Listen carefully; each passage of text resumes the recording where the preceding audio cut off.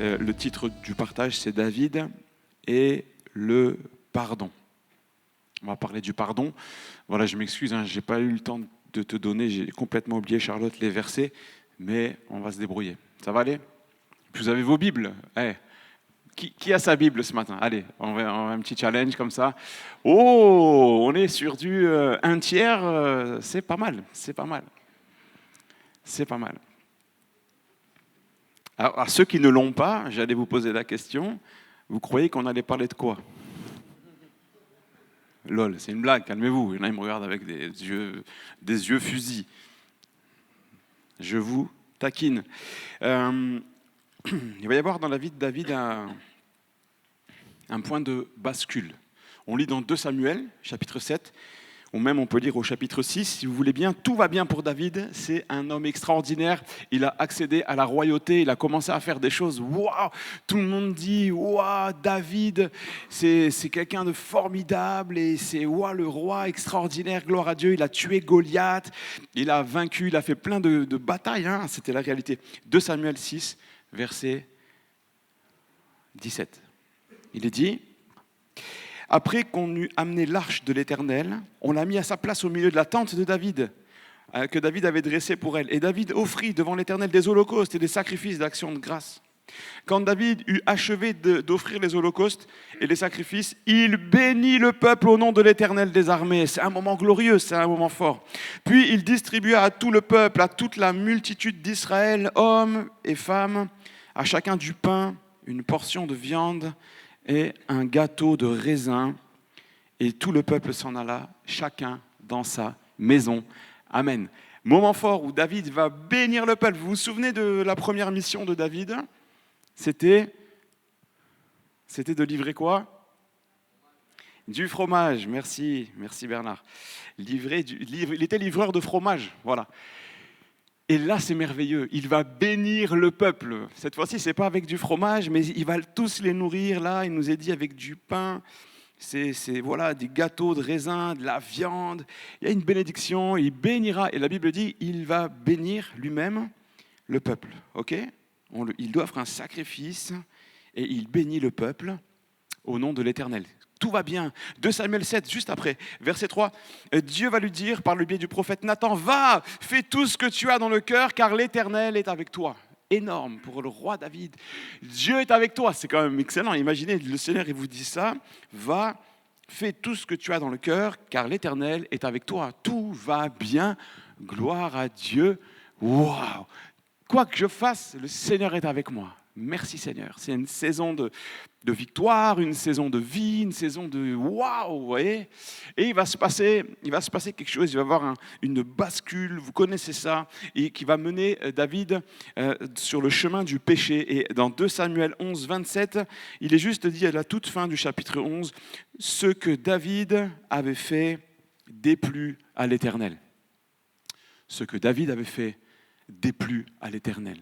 Il est passé d'un temps de gloire à un temps phénoménal où il bénit le peuple en leur donnant de la nourriture, mais surtout en leur donnant la paix, la victoire, la prospérité. Pourrions-nous dire aujourd'hui, jouir d'une vie en paix, c'était précieux à cette époque-là. Et d'un coup, tout va s'effondrer. Et Dieu va lui dire, par la bouche du prophète Nathan, ce que tu as fait, ça déplut à l'Éternel. Il a dit ce que David a fait. Il a commis l'adultère, on le sait. Il a fait tuer le mari de Bathsheba. Ça a été donc double péché, chose terrible. De cette union illicite va naître un enfant qui va mourir. David va se jeter par terre, il va déchirer ses vêtements, il va jeûner pendant de nombreux jours. Il va crier à Dieu, il va pousser des cris en pleurant, et ça va être terrible. Sa vie va être broyée en un instant. Il va, semble-t-il, tout perdre. Et d'autres dans la Bible ont tout perdu comme cela en quelques instants. Mais David, il y a quelque chose d'autre que l'effondrement d'une vie. Chez David, il y a autre chose. Il y a eu la chute, Il y a eu le péché, mais il y a eu aussi une porte qu'on appelle le pardon. Et tout va changer dans la vie de David. Il va s'humilier. Il va répandre son cœur dans des textes magnifiques qu'on n'aura pas le temps de lire ce matin, mais que je vous invite à lire. Principalement, le psaume 51 et le psaume 32 sont des textes merveilleux qui parlent. Le premier, c'est le psaume 51 du pardon. Il demande à Dieu, il ouvre son cœur, il crie à Dieu, il pleure devant lui. Et puis le psaume 32 s'intitule « Le bonheur d'être pardonné ». David, c'est vrai, il va basculer, tout va s'effondrer et puis tout va recommencer. Le pardon de Dieu va s'installer dans la vie de David. Oui, il y aura des conséquences. Oui, ça ne sera pas sans effet, il y aura eu des conséquences, même des conséquences terribles, dans toute la famille royale. Ça va être terrible. Cet adultère et ce meurtre va polluer toute la vie du grand roi David. Mais David va découvrir le chemin du pardon. Et vous connaissez plein de psaumes. Les psaumes ont été composés en grande majorité par le roi David. Et le psaume 86, par exemple, il dit « Tu pardonnes » au verset 5 « et tu es plein d'amour. Tu pardonnes, tu es plein d'amour. » Et puis, on peut lire ensemble psaume 130, verset 1er. Allez, Charlotte, juste celui-là, s'il te plaît. Psaume 130, verset 1er. « Du fond de l'abîme, je t'invoque. » Du fond de l'abîme, je t'invoque, ô Éternel, Seigneur, écoute ma voix, que tes oreilles soient attentives à la voix de mes supplications. Si tu gardais le souvenir des iniquités éternelles, Seigneur, qui pourrait subsister? Mais le pardon se trouve auprès de toi, afin qu'on te craigne. Amen. Ça, c'est un cantique des degrés. Ça veut dire que dans le peuple d'Israël, lorsque les Juifs se réunissaient au temple pour les fêtes religieuses, mais en particulier celle du grand pardon, ils se réunissaient et la tradition nous dit qu'ils montaient là les marches du temple et ils récitaient ces psaumes. Et un des psaumes qu'ils récitaient, c'est celui-là, le psaume 130. Du fond de l'abîme, je t'invoque. Et tous les Juifs de l'époque, excusez-moi, qui étaient là, ils se rappelaient eux-mêmes de leurs propres abîmes, de leurs propres péchés. Seigneur, écoute ma voix, que tes oreilles soient attentives à la voix de mes supplications. Si tu gardais le souvenir des iniquités éternelles, qui pourrait subsister? Mais le pardon se trouve auprès de toi, afin qu'on te craigne. Amen. La crainte de Dieu, à laquelle il est fait allusion ici, ainsi que dans plein d'autres textes bibliques, c'est pas une peur où je me lève le matin et je suis mort de trouille parce que j'ai peur que Dieu me fracasse avec un éclair ou qu'une armoire me tombe sur la tête. La crainte de Dieu, c'est je l'aime, je le respecte, je veux lui plaire, je veux l'honorer par ma vie, je crains de lui déplaire, je veux l'honorer par mon existence, par mes choix, mes décisions, mes pensées, mes actions, tout ce que je suis. Je veux être quelqu'un qui soit agréable à Dieu. C'est ça la crainte de Dieu. Alors oui, j'ai peur de l'offenser, je ne veux pas l'offenser. Je l'aime. David va découvrir cela. Il va découvrir que dans le cœur de Dieu, il y a cette aptitude, cette volonté de pardonner. Il y avait eu dans le passé d'autres actes de repentance, mais là, ça le concerne lui. Vous voyez, c'est pas juste, tu te souviens que Dieu avait pardonné, tu te souviens qu'il y avait eu des moments de pardon, etc. pour le peuple. Oui, avec Moïse, il y avait eu du pardon, Dieu avait pardonné déjà. Mais là, ça le concerne lui. Et quand ça nous concerne, nous, c'est différent, ça prend une autre ampleur. Vous voyez, c'est nous face à Dieu et notre péché. Je voudrais qu'on parle ce matin de la mécanique interne pour passer du péché au pardon. Il y a beaucoup de choses à dire sur ça. Pour passer du péché au pardon. La première des choses, c'est que notre conscience nous condamne. Dieu a mis en nous une conscience. Lorsque nous péchons, la Bible dit que l'Esprit de Dieu nous convainc de pécher. Et le Saint-Esprit vient travailler en appuyant dans notre conscience pour nous montrer le péché, pour nous le révéler. Mais même les gens qui sont sans Dieu ont une conscience. C'est le Seigneur qui nous l'a donnée. Ils ont cette connaissance du bien et du mal. Et la première des choses après le péché, c'est qu'on se sent coupable. On sent qu'on a péché. On sent qu'il y a quelque chose de sale qui s'est installé dans notre cœur. Et le rôle du Saint-Esprit, c'est aussi de nous rappeler la gravité du péché. Parce que la Bible, elle est claire, elle nous parle du péché. Elle dit que le salaire du péché, c'est la mort. On peut broder dans tous les sens, on peut nous parler de prospérité, d'abondance, de gloire, de tout ce que vous voulez, mais le cœur du message de l'Évangile, c'est que Jésus est venu sur cette croix mourir pour nous débarrasser du péché. Mais parce qu'il a fait ça, parce que c'était quelque chose de terrible que le péché. Dans le psaume 32, verset 3, David dit « Tant que je me suis tu, mes os se consumaient. » Il y avait quelque chose en lui qui était en train de ça brûler. Vous voyez, vous êtes tous déjà brûlés. Et il parle comme ça, il dit « C'est mes os. Il y a quelque chose en moi qui se consume à l'intérieur, ça me brûle, ça me fait mal. » Ça, c'est le péché. Ça, c'est quand ta conscience est de travailler, tu as offensé Dieu. Et j'ai envie de dire « C'est bien ». Parce que le jour où notre conscience ne nous met plus en garde suite au péché, c'est qu'on est devenu habitué au péché. Et là, on a franchi un cap. On a franchi un cap qu'on appelle la pratique de l'iniquité. Et il y a une différence entre péché et pratiquer l'iniquité. Pratiquer l'iniquité, celui qui pratique l'iniquité, il est devenu insensible. Il pêche, le lendemain, il repêche et il s'habitue et ça fait partie de lui et il accepte et il abdique. Sa conscience est en train de s'éteindre. Le Saint-Esprit essaye de te dire attention, conviction de péché, mais ton cœur s'endurcit. Il n'y a plus de place pour la culpabilité, il n'y a plus de place pour même des remords, il n'y a plus de place pour la repentance puisque tu es en train de t'endurcir. C'est ce que Saül a fait. Il s'est endurci. Le fils prodigue. On connaît l'histoire du récit de cette parabole. C'est dans Luc 15, verset 17. Il me semble que c'est le verset Luc 15, 17 où il est dit ceci. Étant entré en lui-même. Il dit, mais combien de mercenaires ont chez mon père du pain en abondance? Voici, moi je meurs de faim ici. Je me lèverai et j'irai vers mon père. Et tout ça, ça a commencé où? Étant entré en lui-même. Il est rentré en lui-même. Il rentre en lui-même. Ça, c'est dans notre conscience. Là où le péché est venu, il s'est installé, il a commencé une œuvre de destruction.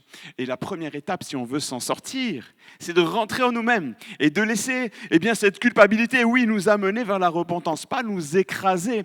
Il y a un texte qui parle de cela et qui parle de la tristesse selon Dieu. 2 Corinthiens 7, 10. 2 Corinthiens 7, verset 10. Vous connaissez ce texte-là, il est très intéressant. 2 Corinthiens 7, au verset 10, il est dit ceci.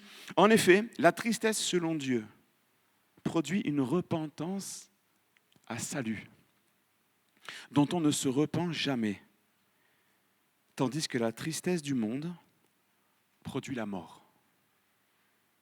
Dieu ne veut pas nous écraser sous le poids de la culpabilité, mais il veut que la tristesse qui vient en nous lorsqu'on a péché produise une repentance à salut.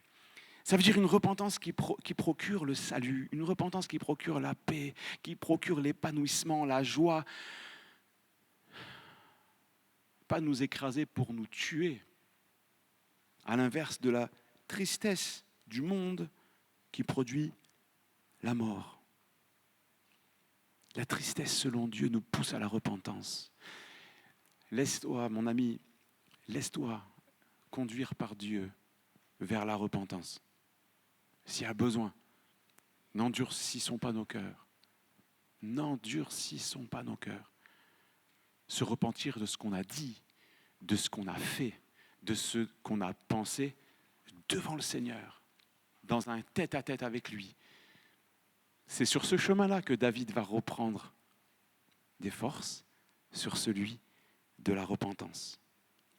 À l'époque, les sacrifices ne libérait ni la conscience, ni le souvenir. On trouve ça dans Hébreux, au chapitre 10 et au verset 2. Il est dit ceci, Hébreux, chapitre 10 et au verset 2 et 3.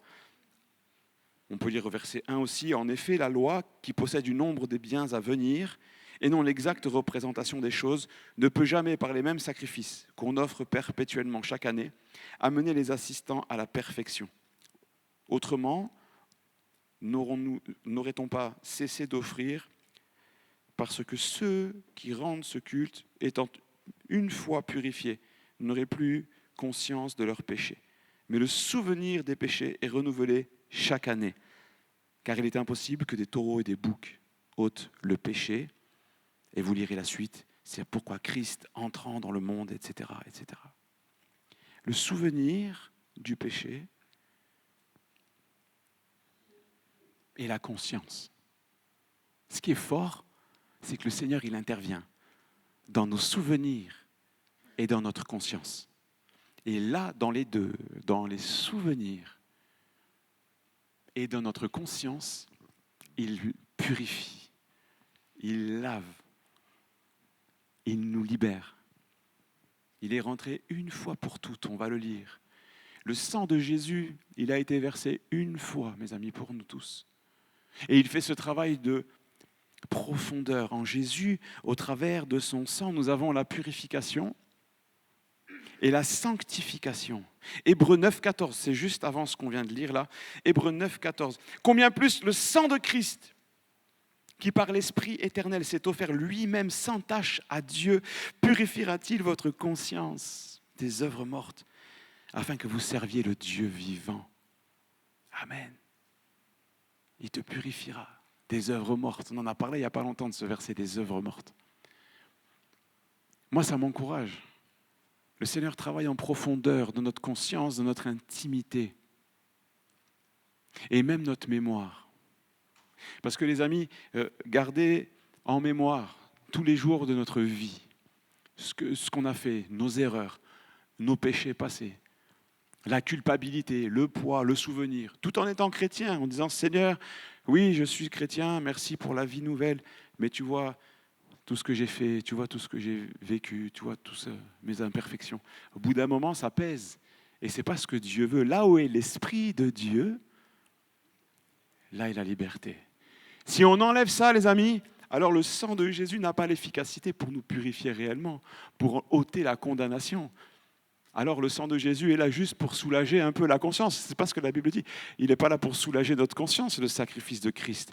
Il est là pour détruire l'œuvre du péché en nous, nous en débarrasser, purifier nos consciences, nos souvenirs, nos pensées, un cœur nouveau. C'est ce que la Bible parle, la nouvelle naissance, un cœur nouveau, un cœur de pierre qui devient un cœur de chair. Mais c'est aussi valable au fil de la marche, parce que la marche, eh bien, que nous avons tous entrepris, n'est pas une marche facile et ce n'est pas non plus une marche parfaite.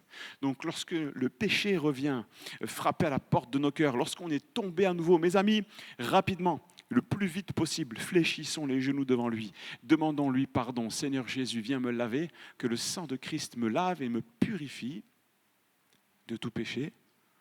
Amen. Je continue. La conscience nous condamne. Le Saint-Esprit nous rappelle la gravité du péché. L'Esprit te pousse à une prise de conscience, comme le Fils prodigue. Le sacrifice ne libérait ni la conscience, ni ne nous débarrasser des souvenirs. En Jésus, au travers de son sang, j'ai la purification et la sanctification, comme dit Hébreux 9, 14. Autre point, il nous faut faire face au péché. Le pardon est une réalité, et heureusement, le pardon est une réalité qui ne nous empêche pas, qui ne nous dispense pas de faire face au péché. Faire face au péché, ça veut dire être prêt à l'affronter à nouveau. David avait vaincu Goliath, mais ce n'était pas la fin des combats pour autant.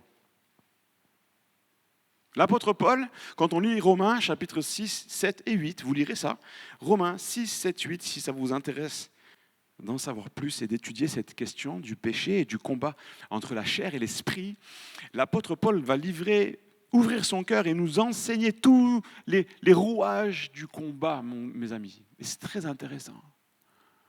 Malheur à moi, qui me libérera de ce corps de pécheur, dira l'apôtre Paul. Le combat continue. Le combat. Mais si par l'esprit vous faites mourir les actions du corps, vous vivrez. Il y a une mécanique face au péché dans laquelle il nous faut entrer, nous devons être prêts à faire face. Par l'esprit, faire mourir les actions du corps. C'est Romains 8, 13. Comment je fais face au péché? En criant à Dieu pour qu'il me libère. En confessant de suite, Seigneur, pardonne-moi, 1 Jean 1, 9. Si nous confessons nos péchés à Dieu, il est fidèle et juste pour nous les pardonner et nous purifier de toute iniquité. La prière, la confession, l'action. Il y a des choses concrètes que l'on peut faire. Je vous donne un exemple. Celui qui était adonné à la boisson, quelqu'un qui boit, eh bien, tu peux demander pardon au Seigneur et lui demander de te libérer, mais si en rentrant chez toi, tu sais où sont les bouteilles, tu te mets dans une drôle de situation. Donc l'action concrète, là, c'est simple, c'est de prendre les bouteilles les unes après les autres et tu commences à proclamer la liberté en Christ, tu les ouvres et tu vides. Dans ton lavabo, là, Seigneur, tu me libères là où l'Esprit de Dieu, là, il a la liberté. Et je suis libre. Libre. Il y avait ce vieux chant. Libre de nos chaînes. Oh, que c'est bon ça. Libre de nos chaînes, nous marchons vers toi. Vous connaissez ça? Ta main souveraine affermit nos pas. Amen. Ah oui, vous voulez le chanter en entier. Ben Joël, allez, tu nous mets dans la liste, on va chanter après. Libre de nos chaînes. Ne marchons pas dans la vie chrétienne avec un boulet au pied, mes amis. Avec les boulets de nos péchés passés. Ne marchons pas dans la vie chrétienne avec le boulet d'une conscience meurtrie. Un jour, il y avait un jeune couple, je rencontre un jeune couple, ils étaient tout mignons. J'étais jeune pasteur et je parle avec eux, ils s'étaient rencontrés, ils étaient amoureux, ils rêvaient, ils voulaient servir Dieu et c'était cool et j'étais content pour eux. Et puis, à un moment donné, lui, il vient me voir et me dit « Ouais, Anna, c'était l'année d'après, je crois. » Il me dit « Anna, c'est compliqué, ça va pas. » Je dis « Pourquoi? Qu'est-ce qui vous arrive ?» Il me dit « En fait, j'ai demandé à cette jeune fille, à ma fiancée, je lui ai demandé de me raconter tout son passé. Mais elle avait eu une vie avant.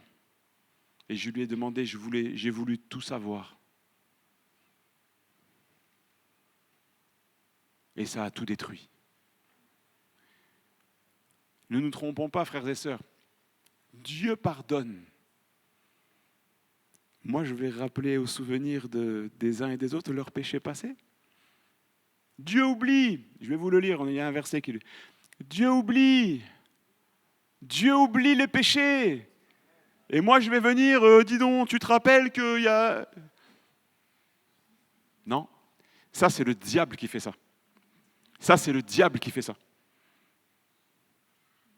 Dieu oublie, je bénéficie de son pardon. Je suis purifié, lavé. Le sang de Jésus a coulé sur la croix pour moi, pour toi, pour que mon péché soit lavé. Je suis pur, je suis enfant de Dieu. J'ai été racheté à un grand prix. Ce n'est pas juste des belles phrases, c'est la vérité, c'est le fondement de la Bible. Alléluia. Wouhou. Lévitique 16. C'était le sacrifice d'expiation. On est dans l'Ancien Testament. Et dans le sacrifice d'expiation, la loi mosaïque, donc la loi, c'était qu'il y avait deux boucs qui étaient amenés au sacrificateur. Il y avait 2 boucs. Le premier, lui, il était offert en sacrifice de suite. Lui, c'était... Alors, je ne sais pas si le sort du deuxième, il était meilleur, mais en tout cas... Le premier,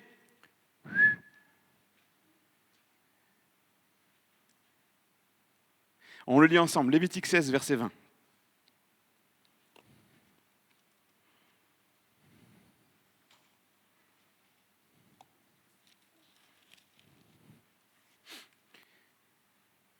Lorsqu'il aura achevé de faire l'expiation pour le sanctuaire, pour la tente d'assignation et pour l'autel, il fera approcher le bouc vivant Aaron posera ses 2 mains sur la tête du bouc vivant et il confessera sur lui toutes les iniquités des enfants d'Israël et toutes les transgressions par lesquelles ils ont péché. Il les mettra sur la tête du bouc, puis il le chassera au désert à l'aide d'un homme qui aura cette charge. Le bouc emportera sur lui toutes leurs iniquités dans une terre désolée et il sera chassé dans le désert. Amen. Le premier bouc, il est offert pour le sacrifice d'expiation. Et puis le deuxième, on appelle ça le bouc émissaire. C'est rentré dans la langue courante. Ce bouc émissaire, on le prenait et le sacrificateur, il allait dire tous les péchés là. Il allait dire tous les péchés. Et oui, Seigneur, tu vois, toutes les trahisons qui ont eu lieu. Tu vois, Seigneur, les adultères. Tu vois, le vol, les méchancetés. Tu vois, Seigneur, ceux qui ont calomnié Moïse. Tout ça, tous les péchés du peuple sont là. Et ils vont être énumérés comme ça devant Dieu. Et en mettant la main sur la tête de ce bouc-là. Et mes amis, le bouc va repartir. Et il fallait qu'il parte loin dans un lieu de désert. Et il ne fallait surtout pas qu'il revienne. Donc on prenait un homme fort qui était responsable, peut-être qu'il l'attachait avec une corde et il l'amenait loin et il le chassait loin du peuple. Cette symbolique, elle est très puissante, mes amis. Jésus, sur la croix, a porté nos péchés. C'est comme si tous les péchés de l'humanité étaient en train, en tous les cas, de ceux qui allaient être au bénéfice du pardon. C'est comme si tous les péchés de ceux qui allaient être au bénéfice du pardon allaient être énumérés. Et dedans, il y a les nôtres, alléluia. Dedans, il y a nos péchés. C'est comme si le Père descend sur le Fils, puisque c'est, mes amis, la Bible, elle dit clairement, car Dieu a tant aimé le monde qu'il a donné. Dieu le Père a donné le Fils. Il a donné Emmanuel, Dieu avec nous. Les péchés du monde, c'est comme si nos péchés sont énumérés sur la tête de Jésus, sur laquelle il y a une couronne d'épines. Les épines plantent, ça saigne. Et il meurt. Il meurt pour de vrai. Contrairement à ce deuxième bouc-là. Mais Jésus fait les 2 rôles. Celui qui meurt et celui qui porte le péché. Jésus accomplit un sacrifice parfait en s'offrant lui-même. La Bible dit dans Ésaïe 53, vous lirez ce texte prophétique. Qui n'a jamais lu Ésaïe 53 ? Levez la main. N'ayez pas honte, on ne va pas vous jeter une Bible. Voilà, je vois Eva, une petite adote qui lève la main, madame aussi. Ok. Ésaïe 53, c'est un texte formidable. Vous devez lire Ésaïe 53. C'est un texte qui a été écrit plus de 600 ans avant la naissance de Jésus et qui parle de Jésus. Je ne veux pas vous en dire plus, vous le lirez. Mais en tout cas, dans ce verset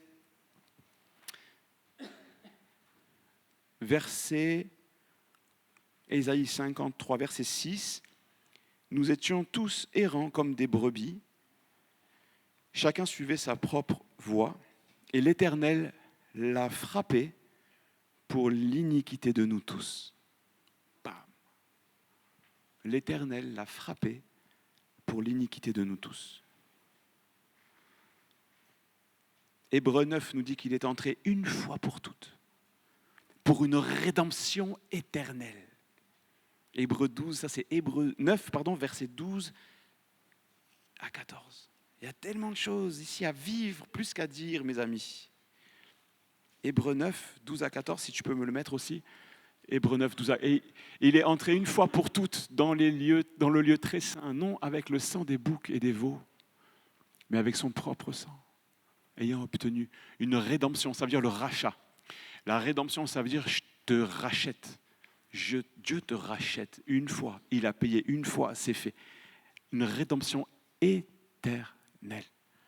Une rédemption éternelle. La conscience nous condamne. Elle te rappelle la gravité du péché. Le Saint-Esprit te pousse à une prise de conscience, à un sursaut intérieur. Le sacrifice ne libérait ni conscience ni souvenir. En Jésus, j'ai la purification, la sanctification. Je dois faire face au péché.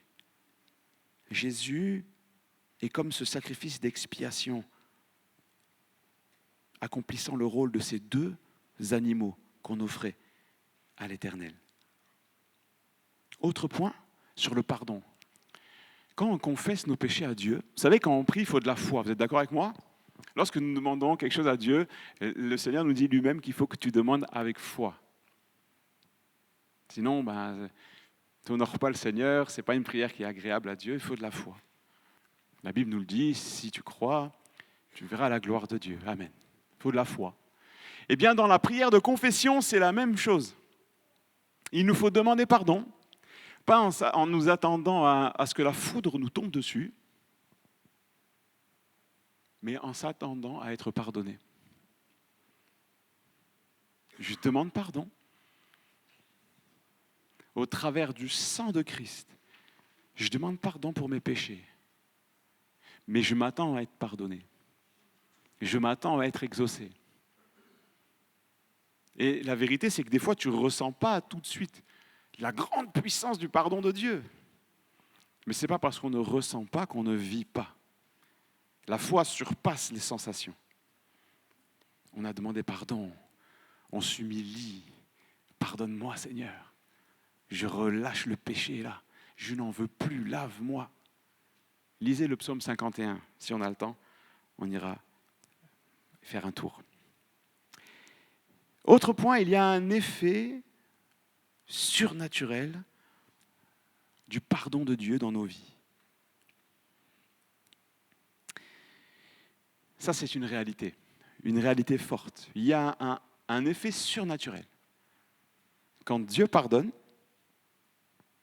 il y a une dynamique, quelque chose de... C'est en nous, ok, merci Seigneur, on ressent la paix de Dieu. Mais il y a aussi quelque chose de surnaturel. Les liens du péché sont coupés.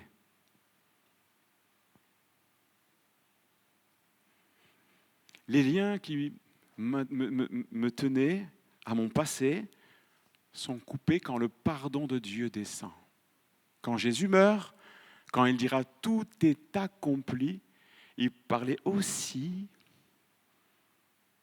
du pardon. Père, pardonne-leur. Il demande que le pardon tombe sur les gens, sur nous. Père, pardonne-leur. Tout est accompli. C'est l'œuvre surnaturelle du pardon. Les liens se brisent. Vous savez, il y a un texte un peu dont on parle très peu, mais certains en ont fait des doctrines. Donc quand il y a un texte qui a peu d'occurrences dans la Bible, on le voit très peu, il ne faut pas rentrer dans, je pense, faut pas rentrer dans de grandes délibérations et en faire des points de doctrine. Néanmoins, je voudrais en parler avec vous pour aller un peu plus loin dans Exode au chapitre 34. Et nous voyons ici, on est dans Exode, c'est le tout début. Exode, et on voit déjà comment Dieu il aime pardonner. Exode 34, et nous lisons dans le verset, à partir du verset 5. Exode 34, verset 5.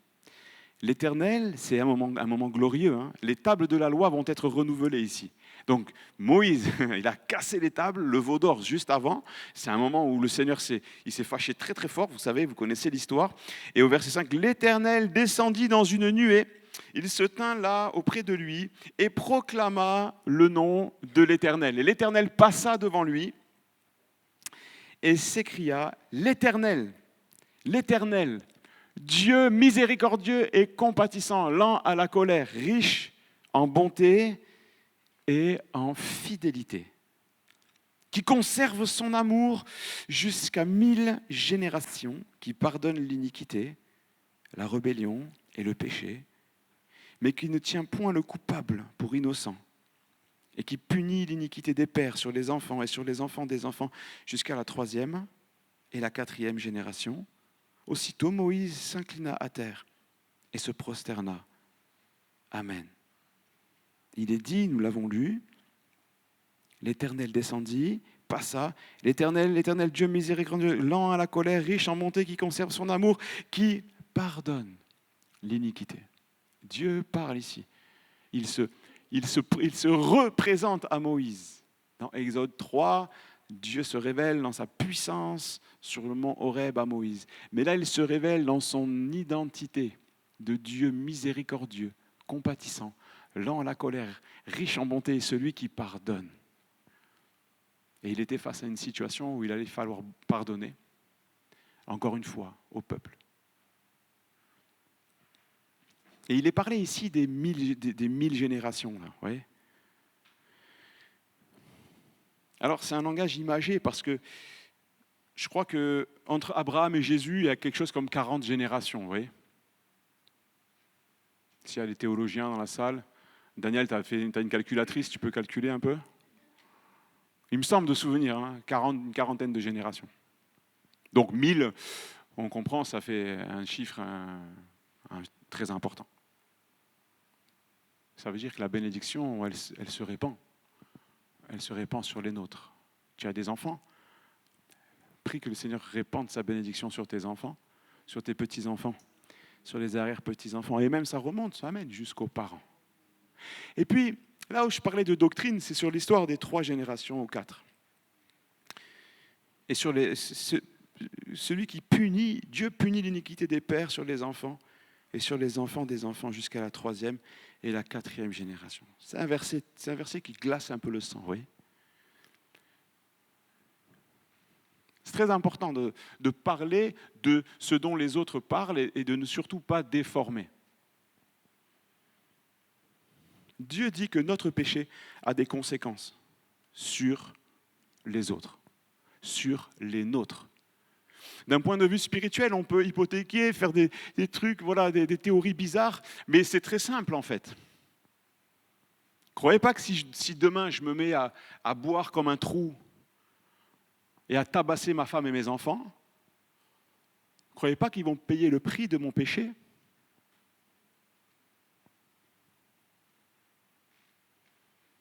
Si une femme enceinte se drogue, croyez pas que l'enfant à l'intérieur de son ventre, il va prendre des conséquences terribles.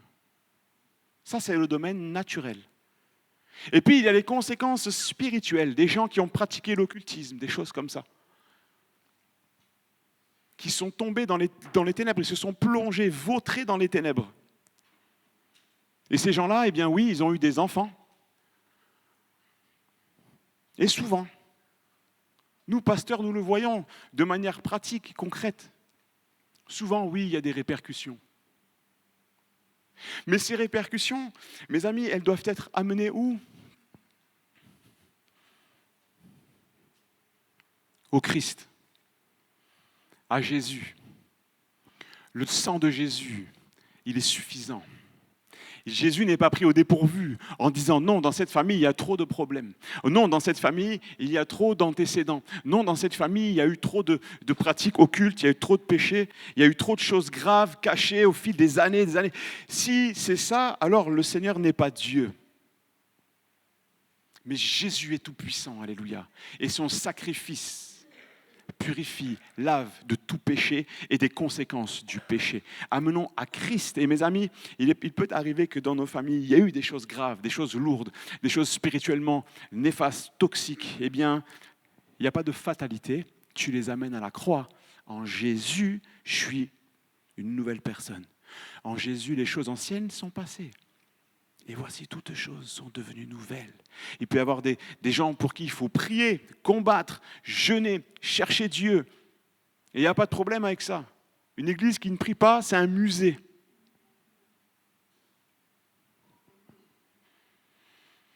J'ai bientôt fini. Ne vous plaignez pas de la longueur des messages. Il y a un monsieur sur Facebook, il a prêché 96 heures. Ça va? Le gars, il allait mourir. Je ne sais pas qu'est-ce qu'il fait. Il s'est enflammé, lui. 96 heures. Ça te dit, Laurent, on fait un 80. Et les gens, je ne sais pas, pourquoi tu as fait ça? Il s'est senti. Bon, bref. Jésus dira dans Matthieu 3, verset 8, écoutez-moi bien, j'ai fini. Énorme, énorme. Tout ce qu'on a dit là, le sang, les 2 boucs, Jésus. Jésus dira, produisez donc du fruit. Matthieu 3, 8. Produisez donc du fruit digne de la repentance. Ça veut dire ce que tu vas vivre, ce que tu vas être, qui tu vas qui tu vas être dans ta vie. Ça va dépendre de ta repentance. Et si tu es un bon, si tu es vraiment repenti, tes fruits seront dignes de la repentance. Tout à l'heure, hier, j'écoutais à la radio un producteur de cerises. Comment on appelle ça? Un cerisologue. Il était là. Et le gars disait, on est en train de perdre 30 à 50% de la récolte à cause de la chaleur. Il disait, les cerises, elles sont en train de cuire sur les arbres, c'est terrible, c'est une catastrophe. Et les pauvres, on imagine la détresse des agriculteurs face à la canicule. Et mes amis, dans nos vies aussi, on peut perdre nos fruits. On peut avoir des fruits. Tu as déjà goûté des cerises elles n'ont pas de goût? Moi, j'en ai goûté plein. Tu achètes des mangues, on te vend à Lidl des mangues à 1 € pièce, mais non, ça goûte savon. Le Seigneur Jésus nous dit, là, produisez du fruit digne de la repentance. C'est-à-dire tous les fruits que tu vas porter dans ton travail, auprès de tes enfants, ta famille, ta femme, ton père, ta mère, ton église locale. Si chacun de nous ici, écoutez-moi bien, on est un petit groupe là. Si chacun de nous, on produit des fruits dignes de la repentance, ces fruits vont glorifier le Seigneur. Ça va être extraordinaire. Cette église va être connue pour un endroit où il y a du fruit. Et quand il y a dans un endroit où il y a du fruit, qu'est-ce qui se passe? Eh bien, il y a des gens qui découvrent ces fruits et qui disent, mais waouh, moi aussi je veux ça dans ma vie. Moi aussi je veux porter du fruit comme eux. Je veux porter du fruit digne de la repentance, c'est-à-dire digne du brisement, digne du sang qui a coulé, digne de l'humiliation de Jésus. Ta vie ne sera plus la même. Si ta repentance est sincère et si les fruits qui en découlent directement de cette repentance. La clé pour le roi David, c'est dans le psaume 32. Je t'ai fait connaître mon péché. Au verset 5. Je n'ai pas caché mon iniquité. Et il dira, j'avouerai à Dieu mes transgressions. Mon pasteur m'a dit un jour, Alain, le péché, il sort par la bouche. Le péché, il sort par la bouche. Si nous confessons nos péchés, il est fidèle et juste pour nous les pardonner et nous purifier de toute iniquité. 1 Jean 1,9. On termine avec un temps d'introspection, si vous voulez bien. Ça ne va pas durer 100 ans. Mais je crois qu'il est important de régler certaines choses. On ferme nos yeux, si vous voulez bien, et je voudrais te laisser l'opportunité. À toi, jeune homme, jeune fille, ami, quel que soit ton âge.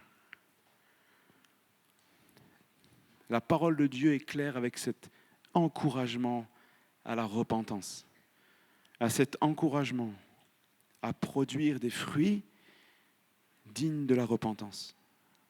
Alors je voudrais te dire, mon frère, ma sœur, s'il y a quelque chose dont tu dois te débarrasser maintenant, fais-le maintenant.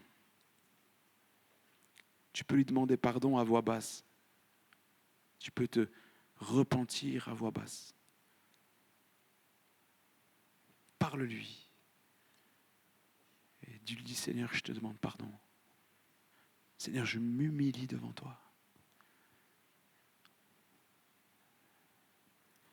Seigneur, détache maintenant celui qui en a besoin. Peut-être quelqu'un est tenu par le péché. Peut-être même quelqu'un est tenu par un péché récurrent. Peut-être même un péché qu'il a hérité de son père. Seigneur, tu es capable de libérer.